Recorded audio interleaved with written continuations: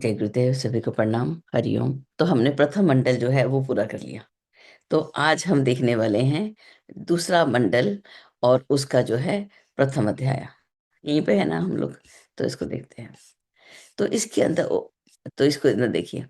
द्वितीय मंडल का जो प्रथम अध्याय है उसके अंदर जो है देव मानव समीक्षा प्रकरण है।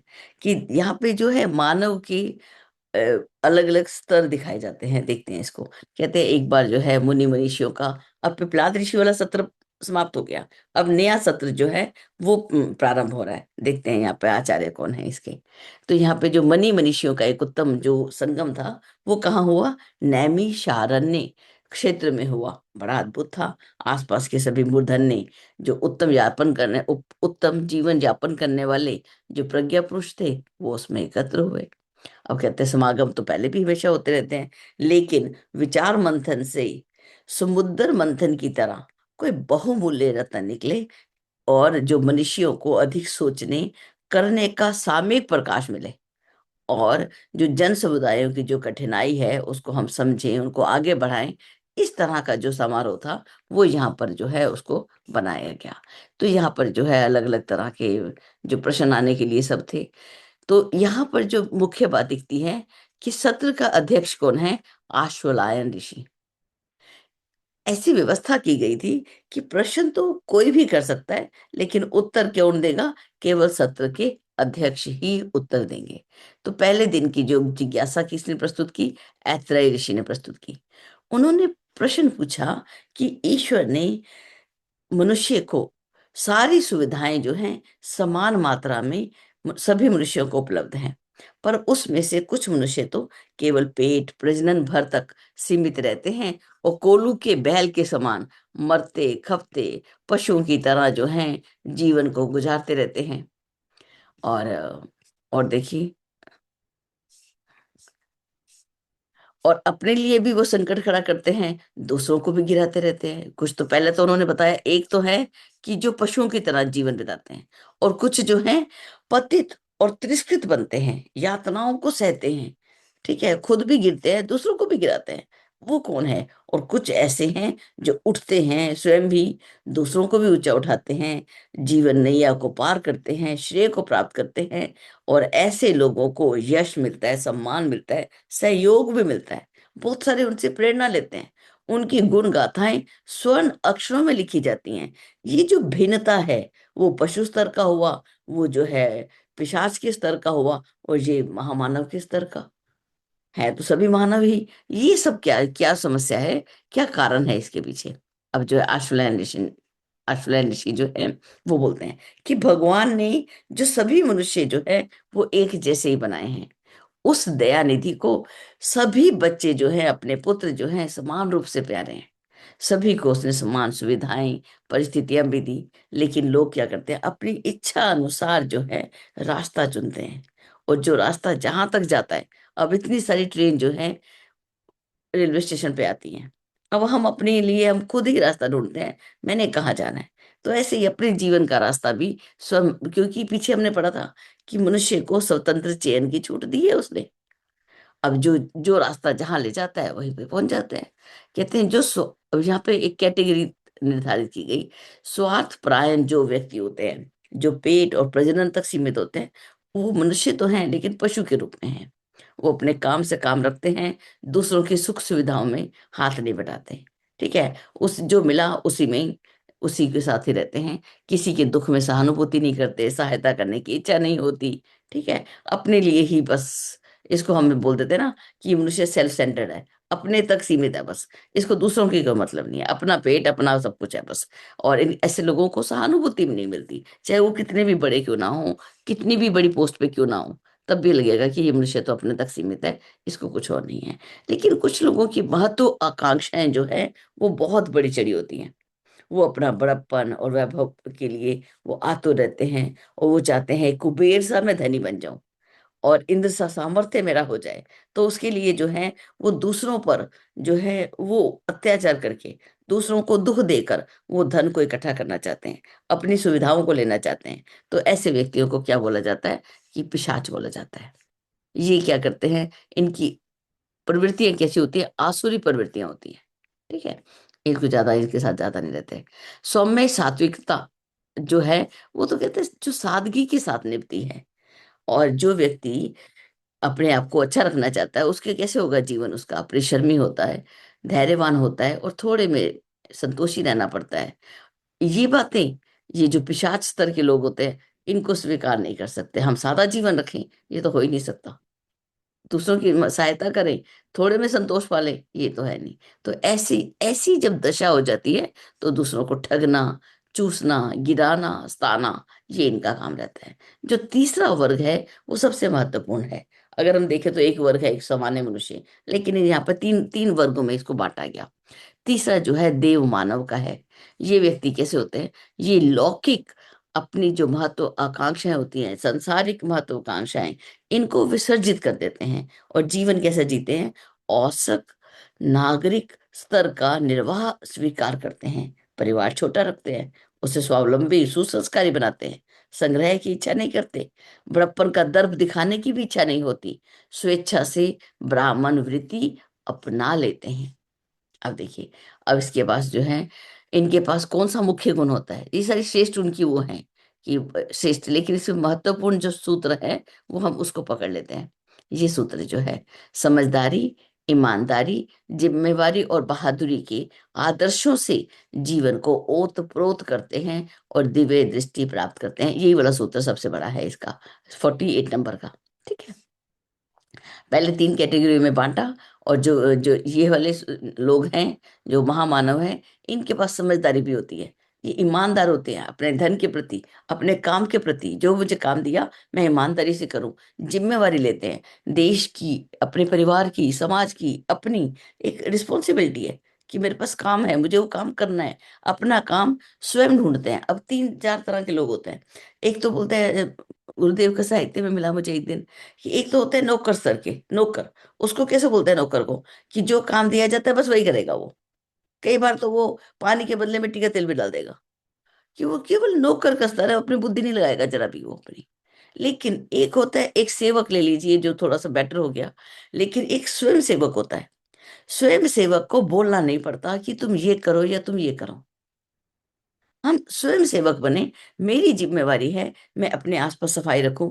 मेरी जिम्मेवारी है मैं धरती को स्वर्ग बनाऊं। मेरी जिम्मेवारी है कि मैं सब व्यक्तियों के अंदर देवत्व को पैदा करूं। और इस सब कामों के लिए मेरे पास क्या होनी चाहिए? बहादुरी होनी चाहिए, साहस होना चाहिए।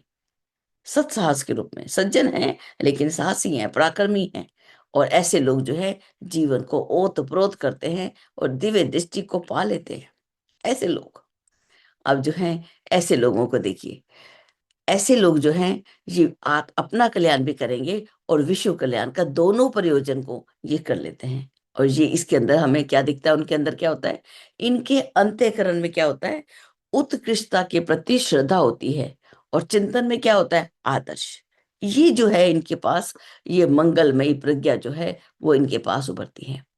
ऐसे लोग जो है, ये धरती को, ये क्या करते हैं? अपने जो इनका काम करते हैं, इनके व्यवहार में लोकमानस का परिष्कार करते हैं। लोकमानस क्या? उनकी बुद्धि को सही रास्ते पे लगाने का काम करते हैं। और सत्प्रवृत्ति संवर्धन, ये दो प्रयोजन जो हैं, उनको ही प्रमुखता देते हैं। सबको सन्मार्ग देते हुए चलेंगे, सबके चिंतन को नेगेटिव से पॉजिटिव में बदलते चले जाएंगे। ऐसे लोग ही अपने वंश में और राष्ट्र में पूजे जाते हैं। ऐसे व्यक्तियों को ही महामानव कहते हैं। ऐसे व्यक्तियों को महामानव कहते हैं। ठीक है, अब इसी यहीं से पढ़ते हैं हम लोग। ये व्यक्ति क्या होते हैं? स्वयं धन्य होते हैं। जो इनके संपर्क में आता है, वो भी धन्य बन जाता है। जैसे चंदन वृक्ष का यहाँ उदाहरण दिया। इनके कारण जो है, सारा वातावरण जो है महकने लगता है। जब ये अपने जीवन में कष्ट सहते हैं, जलने पर वे धूप की तरह सुगंध और दीप की तरह प्रकाश देते हैं। ऐसे ऐसे दीपक होते हैं, अपने से सबको जलाते हुए, सबको प्रकाशित करते हुए वो चलते जाते हैं। जिस समय क्षेत्र में ऐसे लोग जन्मते हैं, वह क्षेत्र भी उनकी गतिविधियों के कारण धन्य बन जाता है। हम बोलते हैं ना कि ये व्यक्ति कहाँ का जन्म लिया, उस वो धरती भी पूजनीय है। जो सैनिक जो होता है, वो जो सैनिक की गरिमा कहाँ होती है? कौन से गांव से है? किसी गांव में तो हम देखते हैं पूरा पूरा गांव ही सेना में भर्ती है। तो वो क्षेत्र ही धन्य हो जाता है, कहीं पहलवानों का होता है। और ये जो क्षेत्र है, ये महामानवों का है। यहाँ पे महामानव गढ़े जाते हैं। अब गुरुदेव यहाँ पे लिखते हैं, देखिए यहाँ पे जो मुख्य लाइन लेते हैं, हमारा कर्तव्य है कि जन जन को भी इसी मार्ग पर चलने की प्रेरणा दे। ये हमारी ड्यूटी दी है। अपनी ड्यूटीज तो पक्का ध्यान से पढ़ लें, गुरुदेव ने हमें क्या काम दिया है। इससे हमें क्या मिलेगा? सुख मिलेगा। और हम श्रेय के अधिकारी बनेंगे, जो बहुमूल्य कहा जाता है। श्रेय का अधिकारी बनना है या प्रेय के अधिकारी बनना है, तो ये अपना चुनाव हम स्वयं कर सकते हैं। और ये जो लाभ हमें मिलेगा, कि ये हमें महानता के पथ पे चलने का रास्ता जो है, वो आचार्य जी ने हमें यहाँ पे बताया। कहते हैं ये एक, जैसे हम कोई बाग लगाते हैं, गुलाब का बाग है, अलग अलग फूलों के बाग बनते हैं। आज जो कौन सा बाग लगाना है, वो बाग है महामानवों का उत्पादन। ये इस विश्व में ऐसा होगा जैसे कल्प वृक्षों के उद्यान के लगाने जैसा पुण्य फलदायक है, जैसे हमने कल्प वृक्षों की खेती कर दी। उस प्रयास में हर दृष्टि से हर किसी का साथ ही अपना भी कल्याण है। इस प्रयास में जब हम दूसरों का कल्याण करते हैं, तो अपना कल्याण तो स्वयं हो जाता है। और जिसे विश्व कल्याण कहना ज्यादा संगत है। संयम और संतोष की ब्राह्मण वृत्ति अपनाने के बाद जो हमारा सामर्थ्य बचा, जो हमारा समय बचा, जो धन बचे, विचार बचे, हमारी इंद्रियों की शक्ति बची, वो जो भी हमारी शक्ति बची, उसको कहाँ लगाना? उसे सत्प्रवृत्ति संवर्धन में लगाने, पुण्य परमार्थ में नियोजित करने वाले ही साधु कहलाते हैं। इन्हीं व्यक्तियों को साधु कहते हैं। आचार्य जी लिखते हैं, हमारा देश तो संतों का है, जो आत्म कल्याण के रास्ते पर कदम बढ़ा चुके। अब दूसरा कदम ये बढ़ाना चाहिए कि हम, अब क्या कौन सा काम है, हमारी ड्यूटी देखिए दूसरी दे रहे हैं, कि संसार में देव मानवों की उत्पादन में जुट पड़े। अब हम लग जाएं। हमें करना क्या है? देव मानवों का उत्पादन करना है। इसी से संसार में सुख और शांति बढ़ेगी, प्रगति होगी, समृद्धि का रास्ता जो प्रशस्त होगा। कहते हैं लोक साधना किसी भी योगाभ्यास से कम नहीं है। हम समझते हैं योग अभ्यास केवल अपनी बॉडी का मूवमेंट कर लिया, अलग अलग आसन कर लिए, नहीं। एक जो योगाभ्यास है, लोक साधना, दूसरे लोगों को भी सन्मार्ग की ओर हाथ पकड़ के ले चलना। चलो चलो सब मिलकर आगे चलते हैं।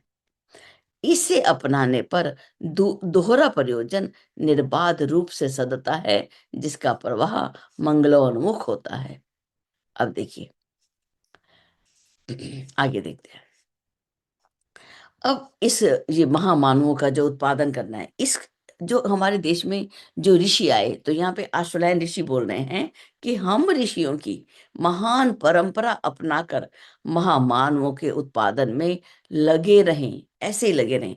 उसके लिए प्रवज्या की तीर्थ यात्रा पे निरत रहें। निरत रहे मैंने लगातार उसमें हम लगे रहें। प्रवज्या पे अगर जाना पड़े तब भी हम चलें। कहते हैं इससे लाभ क्या होगा? अब चलिए महामानव बढ़ा लिया आपने, क्या लाभ हुआ? कहते हैं इससे क्या होगा, मनुष्य के अंदर जो पशु प्रवृत्तियां हैं वो, और पैशाचिक उदंडताएं हैं, उससे अलग होने का दबाव पड़ेगा, प्रेशर पड़ेगा। कैसे प्रेशर पड़ेगा? महामानव बढ़ते हैं तो पशु सुधरते हैं और पिशाच दबते हैं। कि ये महामानव बढ़ेंगे, ये लाभ होगा, दोहरा लाभ होगा। पशु भी सुधर जाएंगे, पिशाच दब कर रहते हैं। अरे कोई व्यक्ति अगर अनुशासन, कड़ा अनुशासन हो, अरे कोई देख ना ले हमको, यहाँ पे कैमरा लगा हुआ है तो बच के काम करें, हम लोग करते हैं ना। तो वहां पर पिशाच दबते हैं। और ये जो है तीर्थ यात्रा के प्रयोजन में हम, हमारी गतिविधियां समय को देखते हुए और भी अधिक बढ़ जानी चाहिए, जिससे कि हम लक्ष्य को प्राप्त कर सकें। अब इस लाइन को जरूर अंडरलाइन कर लेना, वो अपने लिए है, पढ़ाने के लिए नहीं। क्यों? क्योंकि इसके बिना पृथ्वी पर सतयुग नहीं आ सकेगा। एक ही रास्ता है, महामानवों की खेती। अगर हम महामानवों की खेती करते रहेंगे तो सतयुग को ले आएंगे, नहीं तो हम इसके बिना ही रहेंगे। अब ये द्वितीय अध्याय जो है, यहाँ पर बहुत ही जल्दी, मुझे लगता है जल्दी हमने पूरा कर लिया। अब आगे देखते हैं, लेकिन मुख्य सार को हमने बड़ी अच्छी से लिया। अगला देखते हैं, धर्म की विवेचना प्रकरण। कि धर्म कहते किसे हैं और इसकी विवेचना जो है वो आशुलायन ऋषि बहुत ही सुंदर से बताते हैं। कहते हैं, आगे जो है यहाँ से शुरू हुआ, कुछ छूटा तो नहीं, दूसरे दिन का था। तो उन दूसरे दिन का जो प्रश्न है वो उसको देखना है हमने। यहाँ पे पूछने वाले कौन है? मौदगल्य ऋषि। ठीक है। उन्होंने पूछा, भगवान आपने बताया था कि महामानवों का उत्पादन करें, उनको अभिवर्धन करें, इसकी महिमा बताई, जरूरत बताई, लेकिन कैसे हम करें क्या कि जिससे मनुष्य देव मानव बन जाए? उसे क्या छोड़ना पड़ता है, क्या अपनाना पड़ता है, क्या सोचना है, क्या करना है, ये आप हमें विस्तार पूर्वक बताएं, जिससे मनुष्य महामानव बन सके। दूसरा खंड, दूसरा मंडल जो है उसका नाम ही महामानव खंड है, कि इसका नाम ही यही है। तो ये जिसको महामानव हम गढ़े कैसे, वो सब तरीका यहाँ पे बताया गया। अब कहते हैं, आशुलायन ऋषि बताते हैं, अब धर्म की बात करते हैं। जिन्हें धर्म प्यारा है वो जीवन में आगे बढ़ते हैं और सब तरह के कल्याण को भी पा लेते हैं। सारा संसार उन्हें प्यार करता है, उन्हीं की आत्मा बलिष्ठ होती है और ईश्वर का जस अनुग्रह उन्हीं को मिलता है। इसीलिए हर व्यक्ति जो चाहता है मैं महान बनूं, उसको धर्म धारणा अपनानी चाहिए। अपना आचरण धर्म आत्माओं जैसा बनाना चाहिए। अब धर्मात्मा, अब युधिष्ठिर के लिए बोलते हैं वो बड़े धर्मात्मा थे। जिसने धर्म को छोड़ दिया उसे सब छोड़ देते हैं, जो धर्म को अपनाता है उसे सब अपनाते हैं। जो धर्म की रक्षा करता है उसकी अपनी रक्षा होती है। जो धर्म को हराने का प्रयास करता है वह स्वयं हार जाता है। तो ये देखिए, धर्म किसी को कहा था, पीछे हमने पढ़ा था, कर्तव्य परायणता ही धर्म है, धार्मिकता है, पढ़ा था ना हमने पहले लेसन में। धार्मिक कहते किसे हैं? तो यहाँ पे जो धर्म, हम धर्म की और जंजालों में ना फंस जाए कहीं, जो धर्म के रास्ते पर अपनी ड्यूटी को पूरा करता हुआ चलेगा, वो इस धरती पर रहता हुआ भी स्वर्ग में रहने वाले देवताओं की तरह श्रेष्ठ बनेगा। इन बातों को सुना मौदगल्य ऋषि फिर बोले कि भगवान, संसार में तो अनेक धर्म है, इनके निर्धारण में कितनी भिन्नता है, इनमें से किसे अपनाएं किसे छोड़े, इसको कैसे हम डिसाइड करें, कैसे फैसला लें? इसमें हमारी बुद्धि जो है वो भ्रमित हो रही है। आशुलायन ऋषि ने जो धर्म की व्याख्या की, ये रहा उसका 17 नंबर श्लोक को हम जरूर ले लेंगे, अपने लिख लेंगे। अश्वलायन ऋषि कहते हैं, भद्र धर्म एक ही है, सब मनुष्यों के लिए एक जैसा है। उसे, ये अंडरलाइन की मेन बात है, उसे व्यक्तिगत कर्तव्य और समाज के उत्तरदायित्व का निर्वाह समझा जाना चाहिए। हमारी अपनी पर्सनल ड्यूटीज और हमारे समाज के प्रति हमारी क्या ड्यूटीज हैं, क्या कर्तव्य है, इसको समझना है हमने। ये हमारा धर्म है। दिव्य दिव्य दृष्टि संपन्न जो ऋषि हुए हैं, उन्होंने एक परिभाषा दी है धर्म की। वो परिभाषा ये है कि 3 चीजें हैं यहाँ पर: चिंतन की उत्कृष्टता, चरित्र की आदर्शवादिता, व्यवहार की शालीनता। चिंतन कैसा हो? उत्कृष्ट। चरित्र कैसा हो? आदर्शों से भरा हुआ। व्यवहार कैसा हुआ? शालीन। इनके समन्वय को धर्म कहते हैं। एक धर्म की परिभाषा, इसी पैराग्राफ में 2 परिभाषाएं दी जाती हैं, पहली ऊपर वाली और ये दूसरी दो दो परिभाषाएं जो हैं यहाँ पर हमें ऋषि ने दी है। आगे देखते हैं, ये इस त्रिवेणी का संगम करने वालों को कैसा लाभ मिलता है? जैसे कि त्रिवेणी जैसा, कायाकल्प जैसा लाभ मिलता है। वो मनुष्य के शरीर में तो रहते हैं जो धर्म को अपनाते हैं, लेकिन वो कैसे होते हैं? देवताओं जैसा उनको श्रेय मिलता है, सम्मान मिलता है, जीवन में आनंद मिलता है। मैं फिर कहता हूं, धर्म अनेक नहीं है, वो सभी मनुष्य मात्र के लिए एक जैसा है। फिर कह रहे हैं, ओ वाह, उन्होंने बोला एक भी नहीं समझते। मैं दोबारा बताता हूँ, फिर धर्म की और परिभाषा इस इतनी सुंदर, वह शाश्वत है, सनातन है, ईश्वर के द्वारा बनाया गया है, उसे मनुष्य की अंतर आत्मा में संजोया गया है। वस्तुतः धर्म तो आत्मा की पुकार है, ईश्वर का निर्णय है और विश्व कल्याण का वास्तविक कारण है, और अपने आप में ये पूर्ण है, उसके खंड नहीं हो सकते। यह दृढ़ता से समझ लो। ऐसा कौन से ऋषि को इतनी जरूरत क्या पड़ी थी कि दोबारा बोला? फिर बोलते हैं दृढ़ता से समझ लो। फिर आगे बोलते हैं, अब जिसको हम धर्म बोलते हैं उसकी व्याख्या हमें दिखती है। क्षेत्र के हिसाब से, समय के हिसाब से, वर्ग के आधार पर जो धर्म परंपराएं चलती हैं वो संप्रदाय कहलाती हैं। बाबा नानक आया तो उस समय की अलग क्षेत्र था, अलग क्षेत्र में उन्होंने काम किया था, वो समय अलग था, वर्ग अलग था। गुरु गोविंद सिंह आए तो उस समय की समस्याएं अलग थी। जब महात्मा गांधी आए उस समय की समस्याएं अलग थी। उस समय का राष्ट्र धर्म था कि देश को आजाद कराना, यही हमारा धर्म है। जब मुगलों से आजाद होना है तो यही हमारा धर्म है। उस समय की ये, लेकिन वो धर्म की परंपराएं वो संप्रदाय कहलाई। कुछ लोगों ने मिलकर वो प्रयास किया, वो एक संप्रदाय कहलाई। मत पक्ष तो अनेक हैं, अनेकों अनेक पक्ष हैं इसके। तो कहते हैं अपने अपने समाज की आवश्यकता को देखते हुए मूर्धन्य जनों ने उनका आविर्भाव और प्रचलन किया है, जो अपने अपने समय की आवश्यकता को देखा। आज भक्ति के मार्ग पर लोगों को बढ़ाना था तो चैतन्य महाप्रभु आए, अगर नहीं आते मीराबाई आई। उस समय की जैसी जरूरत है वैसे ही संत आए। जैसा समय बदलता चला गया उसमें हेर फेर भी करना पड़ा, सुधार परिवर्तन भी होता रहता है। हर धर्म संप्रदाय में सुधारक उत्पन्न होते रहते हैं। जब सती प्रथा थी, राजा राम मोहन राय आए, उस परंपरा को वो सहन भी नहीं कर पाए। हटा दो उसको, निकाल दो, ऐसी परंपराएं हमको चाहिए ही नहीं। सती प्रथा भारत की प्रथा नहीं थी। भारत की पुरातन इतिहास में जाते हैं, सती प्रथा ब्रिटिश साम्राज्य की देन थी। वहां पर विच हंटिंग होता है, वहां की परंपरा थी, हमारे भारत की परंपरा नहीं थी। वो तो कुछ लोगों ने लोभी होने के कारण ये इस परंपरा को बहाना बना के अपना लिया। राजा राम मोहन ने देखा ये कहाँ से उठा के ले आए, ये हमारी है ही नहीं, और उसको हटाया, अपने जीवन को लगा दिया। जब जहां टूट फूट और विकृति दिखाई देती है तब उसकी मरम्मत करते रहते हैं। ये काम जो है ये महामानवों का है कि जो बुराइयां दिखती हैं हटा दो उनको। ईश्वर चंद्र विद्यासागर आए तो उन्होंने देखा शिक्षा के क्षेत्र में सब लोग पीछे हैं, विधवा पुनर्विवाह उन्होंने शुरू करवाया।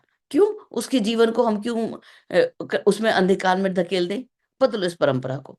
तो जब ये महामानवों के उदाहरण हम देखते हैं, उन्होंने परंपराओं को बदला, तो हमें भी बदलनी पड़ेंगी, हमें भी आकर काम करना पड़ेगा। आज भी हम पर्दा प्रथा में रहेंगे? नहीं रहेंगे। अज्ञान के पर्दे में रहेंगे? नहीं। अभावों में रहेंगे? कभी भी नहीं रहेंगे। हम अभाव को में नहीं रहेंगे। वस्त्रों और मकानों की तरह संप्रदाय में भी विकृतियां प्रवेश करती हैं। जैसे वस्त्रों में फट गया कपड़ा, पुराना हो गया, उसका रंग चला गया, मकान जो है टूट फूट हो गए, ऐसे ही जो संप्रदाय हैं जिसको हम धर्म बोल देते हैं, उनमें भी विकृतियां आ जाती हैं। उनकी भी सफाई करनी पड़ती है, मरम्मत चलती रहती है, तभी ये वास्तव में समाज के उपयोगी होते हैं।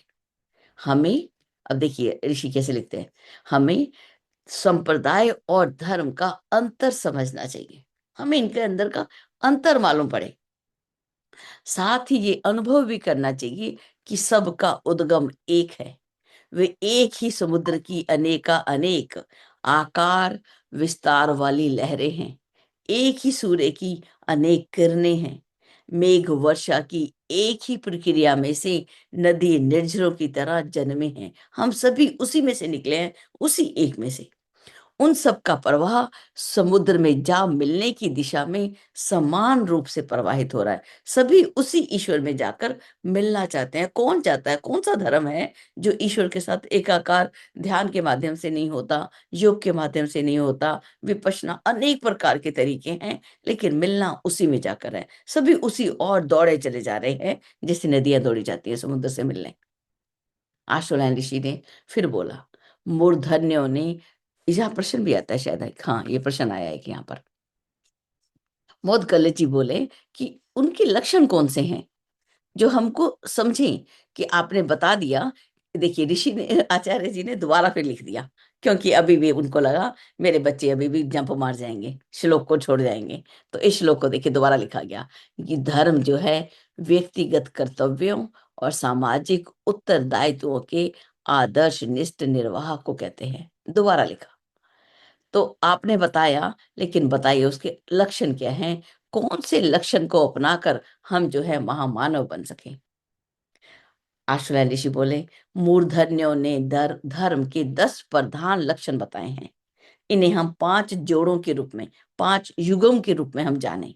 पहला जोड़ा, पहला युग्म आता है सत्य और विवेक। इसको तो जरूर याद करना है, कंठस्थ करना है।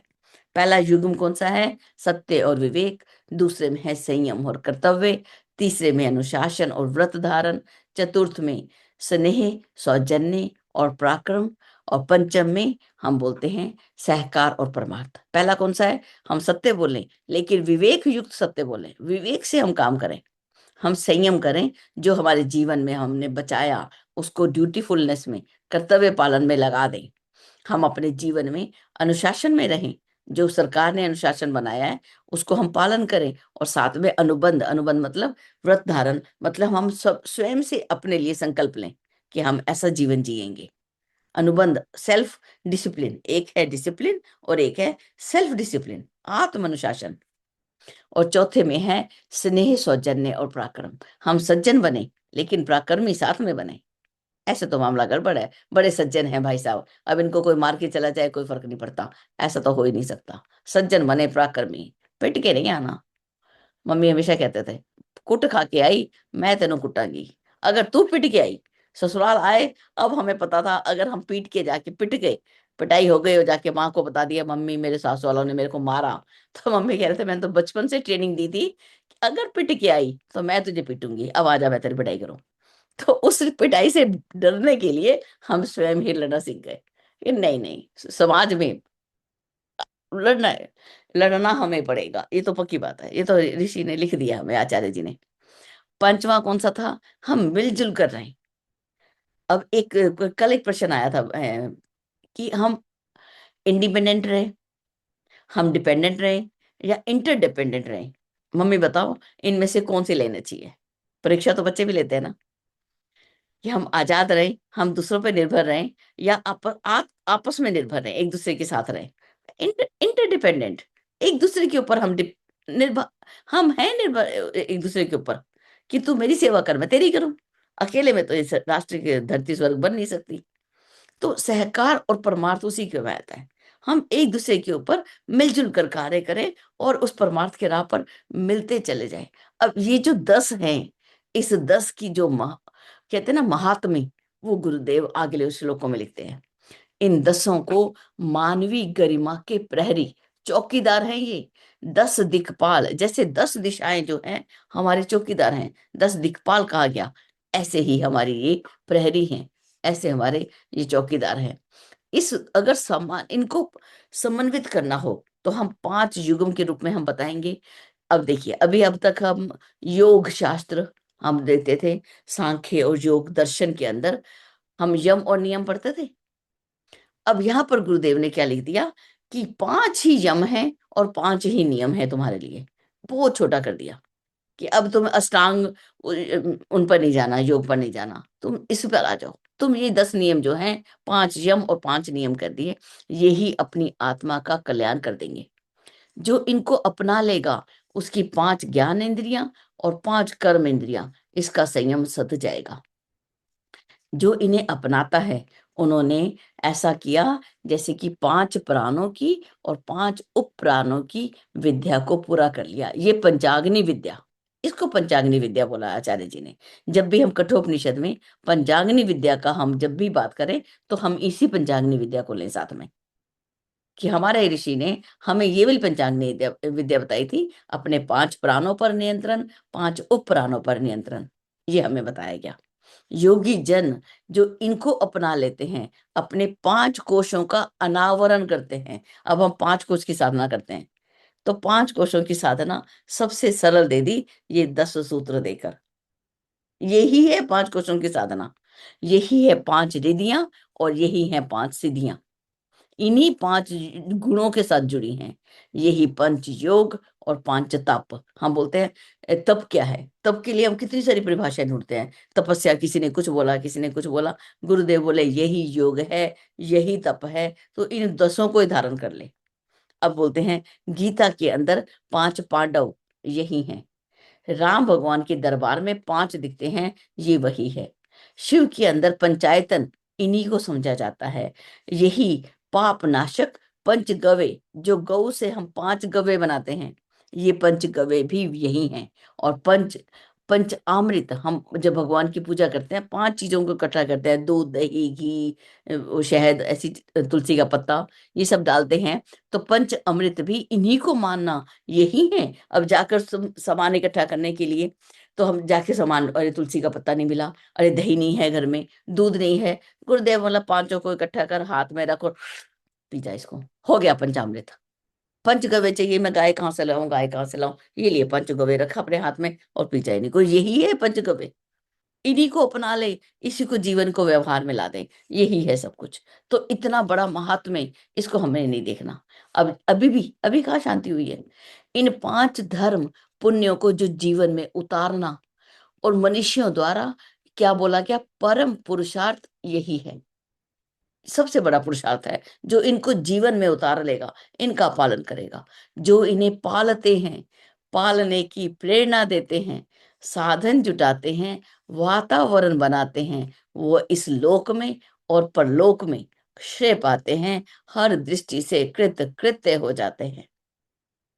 मोदगले जी बोले, हे देव, अब अभी, क्योंकि अब मोदगले जी प्रश्न करता है यहाँ पे, अश्वलायन जी उत्तर देते हैं, फिर प्रश्न आया वापस। अपने धर्म के मूलभूत लक्षण, जो प्राणी मात्र का जीवन है, इसको समझकर हम कृत्य कृत्य हो गए। किंतु किंतु शब्द आते ही यानी कि प्रश्न और भी है। प्रत्यक्ष जीवन में धर्म के मनमाने अर्थ प्रयोग किए गए, धर्म के नाम पर कितना अत्याचार भी होता है। इन मूल आधारों से हम बहुत दूर हो गए हैं। ऐसी स्थिति में महानता के उपार्जन में धर्म धारणा का उपयोग कैसे संभव है, कैसे, क्या करें हम। आशुलायन जी ऋषि बोले, लोगों ने धर्म की आड़ में अनाचार भी बरते हैं। मेरा धर्म अच्छा, दूसरे का धर्म खराब। मेरा मेरा मेरे वस्तु अच्छी है, मेरा धर्म, और उसके अर्थ भी कैसे लगा लिए, चित्र विचित्र अर्थ लगा लिए। क्योंकि वो स्वार्थी है ना मनुष्य, तो अपने हिसाब से कर लिए। तब भी, उसके बावजूद भी ऋषि लिखते हैं कि धर्म का जो मूल स्वरूप है, उसमें कोई अंतर नहीं आता। सूर्य पर बादल छाते हैं, ग्रहण आता रहता है, लेकिन उसकी सत्ता, सूर्य की सत्ता को कोई भी विकम्पित नहीं कर पाता। गंगा के प्रवाह में कितने गंदे स्रोत आके मिल जाते हैं, लेकिन गंगा तो गंगा है, उसको कोई गंदा कर सकता है। देव प्रतिमाओं पर कीड़े, कृमि, कीटक बढ़ जाते हैं, लेकिन क्या उनकी गरिमा समाप्त हो जाती है? क्या बेनाडोल है, रुको बेनाडोल आ रहा है।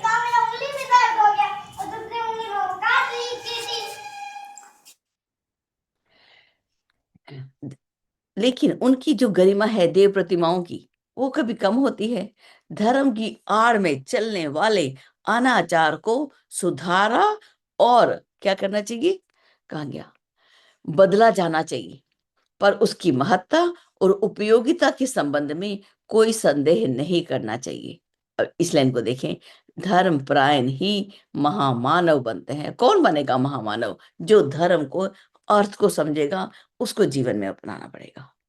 अब जो धर्म के लिए अभी है, 2-3 मिनट और ले लेते हैं इसको। कहते हैं महामानवों को अनिवार्य, अनिवार्यता मतलब कंपलसरी है। अब जो महामानव बनना चाहता है, उसके लिए कंपलसरी सब्जेक्ट हो गया कि धर्म धारणा अपनानी होती है। अधर्मी का प्रभाव हो जाता है, अधर्मी नहीं टिक सकता। उसका कितना भी बड़ा वैभव और पराक्रम क्यों ना हो, उसकी रक्षा में देर नहीं लगती। जैसे उदाहरण दिए, जैसे पानी में उठने वाले बुलबुले होते हैं, जो वो उछलते हैं, कूदते हैं, वर्षा आती है, लेकिन अंत हो जाता है। जो अधर्मी होता है, वो ईंधन की तरह जलता है, उबलता है, लेकिन राख बनकर समाप्त भी हो जाता है। तो ये जो है, इसको विलंब नहीं लगता। तो इसको भी हम देखें। तो कर्म फल की, अब यहाँ पे कर्म फल की बात है, हम जैसा कर्म करेंगे वैसा हमें फल मिलेगा। कर्म फल की सुनिश्चितता के आधार पर, कि सुनिश्चित है कि कर्म फल हमें जरूर मिलेगा, उसके आधार पर ही ये विश्व की व्यवस्था चल रही है। ये हमें नोट कर लें, कि ऐसा नहीं हो कि हम सोचें कि हम, जो कर्म फल है उसका कुछ भी होगा नहीं, हाँ भाई हमने तो अत्याचार किया, अब धन लूट लिया, इसका फल हमको नहीं मिलेगा। नहीं, इसका आधार, यही आधार है कि कर्म का फल सबको मिलेगा। वृक्ष को उगने में से लेकर बड़ा होने में देर लगती है। एक छोटा सा बीज जब वृक्ष लगता है, बनता है, सालों लग जाते हैं। लेकिन समय देर लग सकता है, लेकिन अंधेर नहीं हो सकती। एक कर्म फल जो है, बाबूजी कैसे बोलते हैं, गेस्टेशन क्या बोलते हैं उसको, परिपक्वता का समय। बालक जो है गर्भ में आता है तो 9 महीने लगते हैं उसको परिपक्व होने के लिए। कर्म फल जो हमने कर दिया, आज हमने जो कर्म किया, उसको फल मिलने में हो सकता है देर लगे, लेकिन मिलेगा जरूर। ये भी हमें इस बात का ध्यान रखना है। ठीक है। सत्कर्मों का हम कहते हैं कि हम तो बड़े अच्छे अच्छे कर्म करते हैं, लेकिन कोई फल नहीं मिलता। लेकिन गुरुदेव यहाँ लिखते हैं कि मिलने में देर हो सकती है, लेकिन मिलता जरूर है। इसी प्रकार जो दुर्जन है, वो ओलों की तरह भले ही बरस ले, मर्यादाओं की फसल को भी नष्ट कर लें, लेकिन वो स्वयं ओले बन स्वयं नष्ट हो जाते हैं। लेकिन जो पौधे टूट जाते हैं, वो वापस नए सिरे से पल्लवित होते देखे गए हैं। कर्म फल में विलंब लगते देखकर सन्मार्ग में लगे हुए लोगों को किसी भी तरह से भ्रम में न पड़ना चाहिए, ना ही हताश होना चाहिए कि हम तो अच्छा काम कर रहे हैं, अभी तक तो दूर दूर तक भी हमें नहीं दिख रहा कि मनुष्य धरती पर स्वर्ग उतरने वाला है। हम तो कब से काम कर रहे हैं गुरुदेव, हम तो आपके साथ कितने 25 साल हो गए लगे हुए, कुछ फर्क ही नहीं पड़ रहा, अभी तक तो घर के लोग ही नहीं सुधरते। हम तो समाज की तो बात ही छोड़ दीजिए, हम तो इन्हीं को ही नहीं बता पाए। मतलब धैर्य धैर्य रख। ठीक है। आगे चलते हैं। धर्म धारणा अपनाकर मनुष्य आगे ऊंचे उठते हैं और महामानव कहलाते हैं। वो केवल धर्म चर्चा सुनने से संतुष्ट नहीं होते, और केवल हम सोचते हैं हाँ भाई हम कीर्तन सुनाए, आज दीदी ने बड़ा अच्छा बोला, बहुत अच्छा बोला, लेकिन अपनाने के नाम पर घर जाते सब भूल ही गए, तो अपनाना तो बहुत दूर की बात है। तो इसको इसको जो है हम समझें कि किसी भी तरह के आलस से परमात्मा नहीं बरते, और महामानव बनने कर प्रक्रिया में हम चले। तो ठीक है। और एक लाइन और जो इसको देखें, अब धर्म आत्मा जो प्रवचन करता है, उसके लिए भी बोला गया, अपना आचरण उदाहरण लोगों के सामने रखे, तो लोग उसका अनुकरण करने लगेंगे। प्रतिभाशाली व्यक्ति जो करते हैं, उन्हीं का अनुकरण अनुगमन होने लगता है। भगवान कृष्ण ने अर्जुन से कहा, मैं भी देख यहाँ पे कर्म कर रहा हूं, तेरे साथ रथ हाँक रहा हूं, युद्ध के मैदान में तेरा रथ चला रहा हूँ, ड्राइवर बन के काम कर रहा हूँ, मुझे किसी भी वस्तु की जरूरत नहीं है, मैं तो उस मेरे पास तो सब कुछ है, लेकिन फिर भी मैं कर्म करता हूँ। क्यों? क्योंकि सब लोग हमारा ही अनुकरण करते हैं। अगर मैं निष्क्रिय हो जाऊंगा, ये सब निष्क्रिय हो जाएंगे। तो हमारा जो हमें काम करना है, दूसरों को उदाहरण देने के लिए भी काम करना है। धर्म प्रेमी जब धर्म का व्याख्यान विवेचना करें, तो साथ साथ अपना आचरण भी प्रस्तुत करें, उसका जो है प्रमाण परिचय भी प्रस्तुत हो कि हमने कैसा। बहुत सुंदर सुंदर लाइनें हैं, इसको हम नोट कर लेंगे, इनको हम देख लेंगे। ठीक है। अब ये जो है कि धर्म की चर्चा करने से केवल प्रयोजन की सिद्धि नहीं मिलती, ये तो केवल समाज में भार रूप ही होते हैं। ठीक है। अपने जीवन को इस तरीके से बताएं। तो इति श्रीमद् प्रज्ञोपनिषदे ब्रह्म विद्या आत्म विद्यो युग दर्शन युग युग साधना प्रकटी करने श्री आश्वलायन मौदगल्य ऋषि संवादे धर्म विवेचना इति प्रकरणों नाम द्वितीय अध्याय।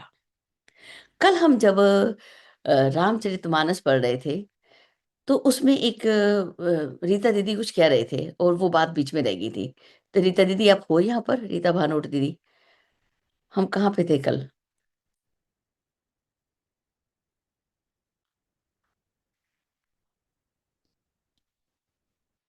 दीदी चलेगी, मैंने देखा था अभी। वो शिव जी का और पार्वती प्रणाम का दीदी, जो प्रणाम। हाँ दीदी हाँ आ गए हाँ दीदी। जी, मैंने कानों में लगाया हुआ था और बस अभी अभी अच्छा अच्छा किचन में ठीक गई है। थी। हाँ हाँ, तो मैं सुन रही हूँ पूरा आपका। बहुत हाँ। अच्छा। तो कल हम क्या बात कल कर रहे जब थे उसके ऊपर, कि आपने बोला था कल कुछ हम बोल रहे थे आप? हाँ। कल हम टॉपिक था हमारा कि माँ पार्वती सती हो जाती हैं जब, हाँ। उस समय का थोड़ा हमारा पास माइक रहा को था। लाइए दीदी, वो माइक, हाँ, आवाज। आवाज थोड़ी हाँ, कट रही है, सीधा मतलब कि अच्छा, थोड़ा मैं पास क्लियर नहीं करो। आ रही। हाँ। दीदी आप कुछ बोलो, मैं ना कानों में लगाया, मैं चेंज करती हूँ। ठीक है। आप जब तक कुछ बोलिए, मैं अभी चलिए आई। किशोर अभी दीदी आप ठीक है, बोलिए। अभी ठीक है। किशोर दीदी आप हाँ बोलिए। हाँ। हाँ, अब वही आज कल का। दीदी ने बताया था। कल के बारे में यदि कहें तो हाँ। वो शिव जी की जो बात हो रही थी कि किस कैसे उन्होंने किया था, और गनों के साथ गई थी, और ये बता, हम इस पे बात करेंगे 2 मिनट। ये जो आज हम लोगों ने पढ़ा बड़ा सुंदर, ये जी 54 और 55 श्लोक में द्वितीय अध्याय में जो है कि हम धर्म के मूल आधार से ही बहुत दूर हो जाते हैं, हो गए हैं, है ना। चाहे गणेश पूजा हो, सरस्वती पूजा हो, दुर्गा पूजा हो, हम सब देख रहे हैं कि एकदम मूल आधार से हम एकदम हट गए हैं, है ना। तो इसको कैसे सुधार किया जाए, अब उस पे हम विस्तार करेंगे तो गणेश भगवान की मूर्ति जाके डुबो रहे हैं, पानी को गंदा कर रहे हैं, फूल इतने सारे विसर्जित कर रहे हैं, जल को गंदा कर रहे हैं, दूषित कर रहे हैं।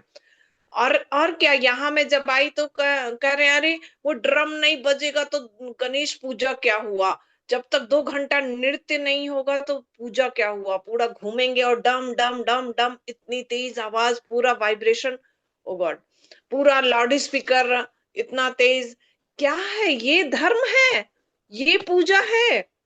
तो इसको मैं तो कान में रुई देके रूम में आ जाती हूँ। तो एक छोटा हाँ, ये उपाय किया कि नदी में विसर्जित ना करके हम लोगों ने बड़ा सा ऐसे घेरा किया, पॉलिथीन लगाया और उसी में मंत्र के साथ उनको विसर्जित कर दिया आरती करके। तो ये हुआ कि नदी को हम लोग, और फिर वो जल हम लोगों ने पौधा में डाल दिया।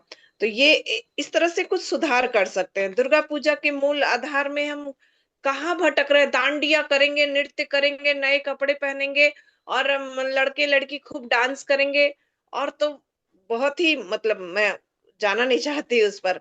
तो कहाँ हम जा रहे हैं, इसमें कौन आएगा आगे, कौन कैसे महामानव पैदा होंगे जब हम धर्म को जान ही नहीं रहे हैं। दुर्गा है क्या, गणेश है क्या, है ना। तो इन सब को बताना ही पड़ेगा अपनी आने वाली पीढ़ियों को, इस जो वो बहते जा रहे हैं कि हाँ यही होता है, दांडिया में तो ऐसा ही, दुर्गा पूजा में तो बस दांडिया ही होता है, नृत्य ही होता है। वो कौन बताएगा उसको कि दुर्गा क्या है ना। तो ये सारी चीजें हम अपने बच्चों को, यदि अपने छोटे घर में नाती पोतों को आज नहीं बताएंगे, बच्चों को नहीं बताएंगे, तो वो तो आज जो हो रहा है वही समझेंगे कि यही धर्म है ना। तो इसके लिए हम लोगों को महामानव को आगे आने के लिए गुरुदेव बार बार कह रहे हैं। श्री दीदी प्रणाम। जी दीदी प्रणाम। और किरण दी को धन्यवाद, किशोरी दीदी को भी आभार, सभी दीदी को प्रणाम। दीदी धर्म की आज विवेचना हो रही है, हमारे मन में भी एक चिंतन चला कि अभी जो ये तो सामाजिक धर्मों की दीदी वो चर्चा है कि समाज में अपने अपने धर्म की गाथा गा रहे हैं, ये हमारा धर्म है, ये हमारा धर्म है। अभी जब महामानव को जब हमें खेती करना है तो हमें सबसे पहला धर्म जो होता है, किशोरों किशोरियों को हम उस ज्ञान से हम पुष्पित पल्वित नहीं करेंगे कि गृहस्थ जीवन का धर्म क्या है, तभी हम देव मानव की कल्पना कर सकते हैं और उन्हें महामानव बनाने की। तो ये अभी हमारी पीड़ा यही चल रही है गुरुदेव की, कि गुरुदेव की प्रेरणा से कि इसको कैसे ज्यादा से ज्यादा धर्म को अपनाने के लिए किशोरों किशोरियों को अपने घर से कैसे शुरुआत किया जाए। इसलिए कि आज के जो पति के प्रति पत्नी का धर्म, पत्नी के प्रति पति का धर्म, ये दोनों जब चले तो एक गृहस्थ का जीवन जब स्वर्गमय बने, तभी तो देव मानव वहां से पैदा होंगे। समाज में तो ये धर्म की विडंबना रहेगी ही रहेगी। जब तक से इसकी नींव यहाँ से नहीं होगी, तब तक से उस पर विचार करना, सोचना, बदलना, अपने ही कान में रुई डालना पड़ेगा और फिर उससे बच के निकलना पड़ेगा। इसकी शुरुआत अभी यहाँ घर से हो और अपने घर से हो। इसीलिए किशोरियों को और लड़के को अपने घर से इसका ज्ञान दिया जाए कि वो एक शादी का मतलब होता है सादगी से शादी करना। उसमें भी पूरा डांस नाच 4 दिन का फंक्शन उसमें भी चल रहा है। इसलिए चल रहा है कि शादी का मतलब ही होता है आनंद, उमंग, उत्साह, ऐसे लोग समझ लिए हैं। और उसके बाद फिर जीवन में अगर वो उमंग उत्साह नहीं बना रहे, लड़के लड़की के बीच में गृहस्थ जीवन में जो प्रवेश किए, उनकी पूर्व तैयारी कैसे करवाया जाए, उन्हें कैसे इस बात को बताया जाए, इस पर भी थोड़ा चिंतन मनन होना चाहिए, ताकि शुरुआत उसकी हम ही सब बुद्धिजीवी वर्ग करेंगे। अगर हम ही लोग नहीं कर पाएंगे तो फिर वो धर्म की विवेचना सिर्फ कहना पढ़ना सुनना भर रह जाएगा। इसलिए इसकी शुरुआत अपने घर से किया जाए। गुरुदेव की प्रेरणा आई थी। प्रणाम दीदी, सभी को आभार, किरण दीदी को नमन, फिर से एक बार और से पुनः आभार, नमन, वंदन। जी प्रणाम दीदी, प्रणाम किरण दीदी, प्रणाम सभी बहनों को प्रणाम। जय गौ माता, जय गायत्री माता, जय गुरुदेव। तो कल हम दीदी श्रीमद् रामायण पे हम कर रहे थे कि हमने वो प्रसंग लिया था जहाँ पर शिव शंकर और माता सती का प्रसंग था, जिसमें माता सती पिछले दुख को भी भूल जाती हैं जब शिव जी ने उन्हें मन से त्याग दिया था। तो पिता के घर का दुख उन्हें बड़ा भारी लगा। तो इस पे चर्चा चल रही थी। तो माता सती, सबसे पहले हम जाने कि माता सती क्या थी। माँ पार्वती प्रकृति, हमारे हमें जो सिखाया गया है कि माँ पार्वती स्वयं प्रकृति है। प्रकृति जिन्होंने आप देखो आगे जाके वो उन्होंने उमा का रूप में जन्म लिया, जिनके मल से गणेश जी का जन्म हुआ। हाँ। क्या हमारे धर्म में दीदी, हमारा इतना विस्तार फैला हुआ धर्म है सनातन धर्म, क्या इतने बड़े बड़े संत ऋषि मुनीश्वर, इवन ब्रह्मा विष्णु महेश त्रिदेव, इनमें से क्या कोई ऐसे हुए हैं जिनके मल की पूजा है? बताइए, किसी के मल की पूजा है? माँ प्रकृति के मल की पूजा है। वो प्रकृति का कौन है? वो प्रकृति वैसे साक्षात प्रकृति कौन है? वो किसके मल की पूजा होती है? गौ के मल की होती है ना। ओके अभी मैम। भी गांव में, अभी भी गांव में गोबर से आंगन, पुराने जमाने में दीदी आपको याद होगा, हम बचपन में मम्मी आगे का वेड़ा गोबर से लेपते थे, अच्छे से लेपते थे, और वो खुशबू मतलब मन भावन हो जाती थी, है ना। और घर ऐसा शुद्ध हो जाता था, घरों में अपने आप शांति आ।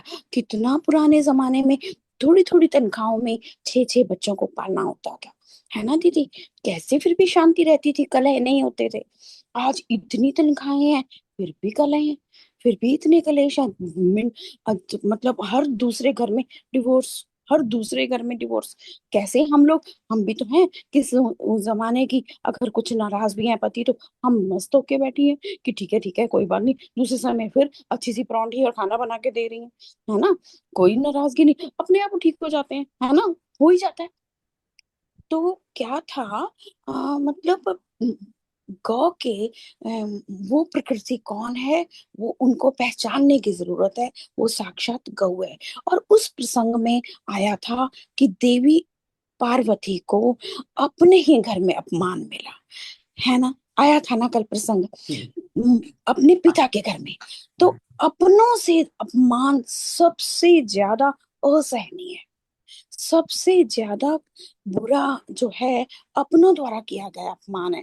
जब अपने ही अपमान करते हैं तो दुख, अत्यंत दुखी। दूसरा अपमान करता है, दूसरा कोई हमारी इंसल्ट करता है तो हम पलट के या तो जवाब देते हैं या मन क्रोधित कर आंखें फेर के घूर के निकल जाते हैं, ठीक है। लेकिन जब अपने हमें दुखी करते हैं, बहुत बड़ा अपमान है। तो वो प्रकृति कौन थी जिसको अपने पिता के घर में, गौ माता, उसको अपने, जिसका अपमान आज भी हो रहा है।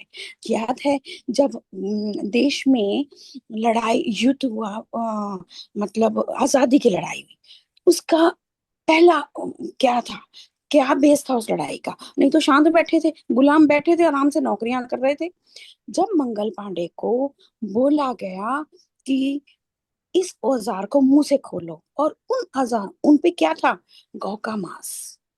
अंग्रेजों ने चालाकी चली, उनको पता था कि ये गौ, जब तक इनके रावण के पास सब कुछ था।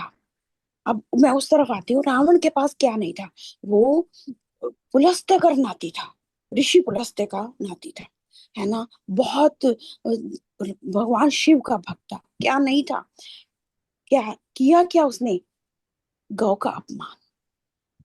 एक रामायण में गुरु महाराज जी ने बताया था, चौपाई भी पढ़ के बताई थी कि उसके नगर में गौएं दुखी थी।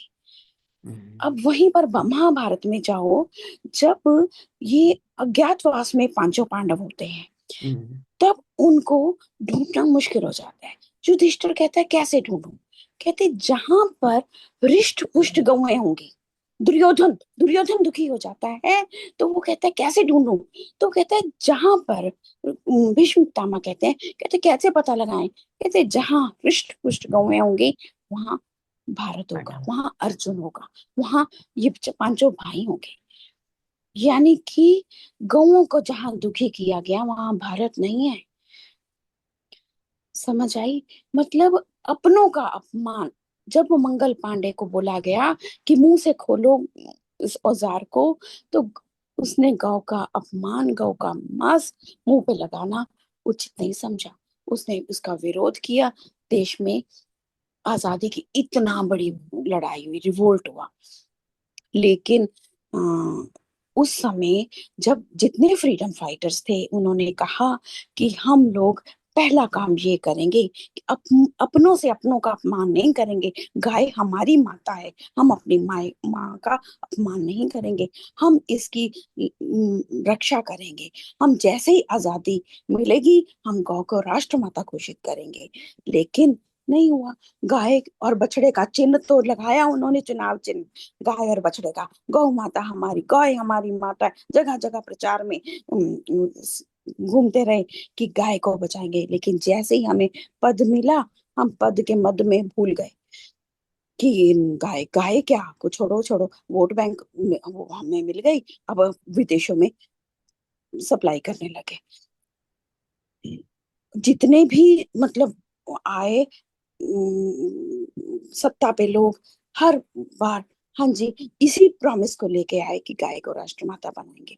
लेकिन गाय की दुर्गति डे बाय डे, अब इतनी कम गायें बची हैं कि मतलब जो अम, मतलब आगे आने वाली हमारी पीढ़ी पता नहीं साक्षात दर्शन भी कर पाएगी कि नहीं। जो हम इतने हिंदू हैं, इतनी पॉपुलेशन है हमारी, हम अपनी माता की रक्षा नहीं कर। तो हमें अपनी माँ को बचाना है, माँ का साथ देना है। गौ माता का मतलब जिसके मल की भी पूजा है वो कितनी पूजनीय होगी, जिसका मल भी इतना पूजनीय है वो तो स्वयं साक्षात गौरी है। गौ गौ हिंदी में बोला जाता है ना, हे हे राधे, है ना, बोलते हैं ना, हाँ। हे लड़की रे आना, है ना।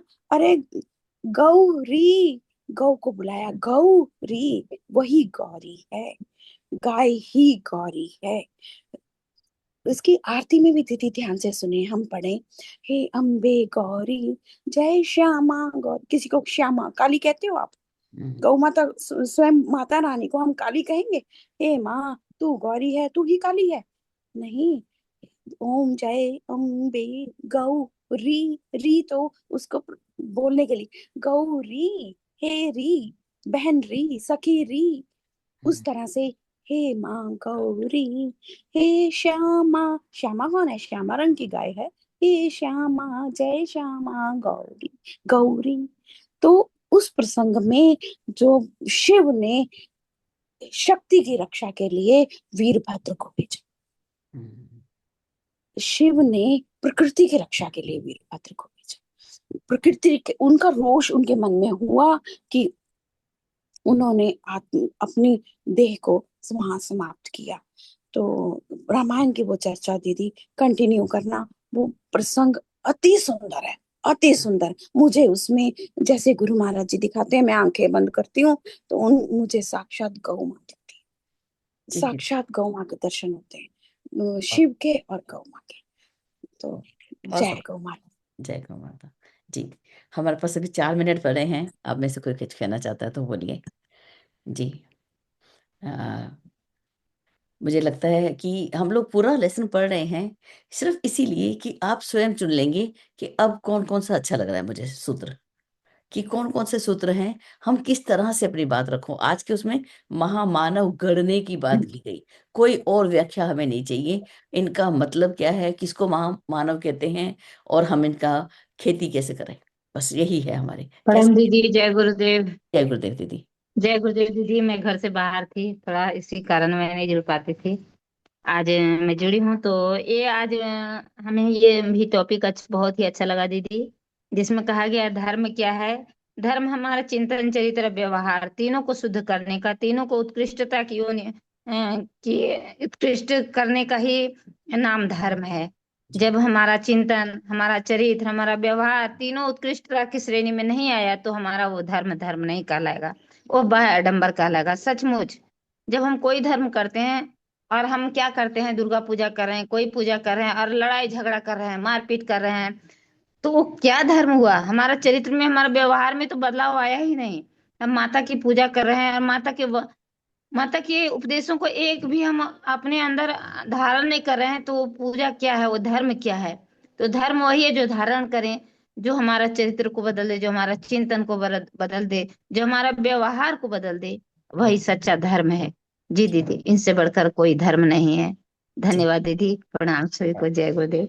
और एक अध्याय कल मैं भी लूंगी, हाँ तो हाँ, कल आप आप सबने सभी बात। अगर बाकी रहा होगा तो मैं लूंगी दीदी। और उसमें क्या कहा गया, 2 श्लोक ही पढ़ना, उसमें आप जितना देर 7 मिनट में जो भी बोल पाए ना जो दीदी, भी यही बोल बोला गया पाए, ना? बिल्कुल, हाँ हाँ, जी दीदी। जी दीदी। षष्ठम जी मंडल का होगा धन्यवाद। दीदी। हाँ, इस पर 1 मिनट बात कर लेते हैं, 1 ही मिनट है। षष्ठम मंडल है जी और उसका पहला अध्याय शालिनी दीदी,